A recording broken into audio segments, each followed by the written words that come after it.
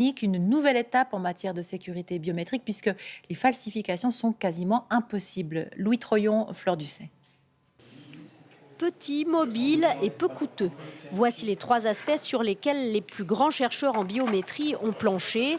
Le résultat tient dans ce boîtier, capable de lire le système veineux de la main, unique à chaque individu.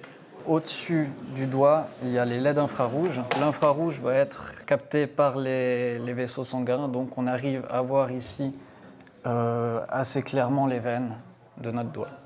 Les ingénieurs de l'Institut de recherche IDIAP se sont lancés dans une course effrénée contre les faux en matière d'identification. Les empreintes, l'iris de l'œil, les masques qui reproduisent à la perfection la texture du visage. À présent, les veines en 3 dimensions, impossibles à falsifier.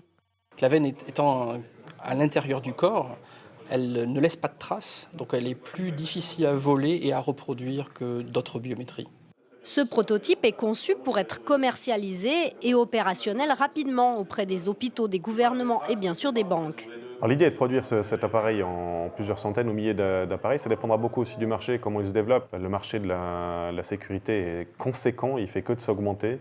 Lambert Sonna a mis 350 000 francs dans ce projet. Son idée, convaincre les plus gros organismes du Cameroun d'acheter le système d'identification le plus fiable du monde. Si c'est des institutions financières, on est capable de stopper la grande fraude qui se passe dans tout ce qui est transactions financières, transactions mobile money et usurpation d'identité. Un support particulièrement adapté aux pays émergents. En Suisse, des milieux hospitaliers montrent déjà de l'intérêt, mais à ce stade, tout cela est encore confidentiel. Facebook est dans la tourmente depuis quelques jours, depuis que la société britannique Cambridge Analytica est accusée d'avoir illégalement acquis les données de 50 millions d'utilisateurs du réseau social.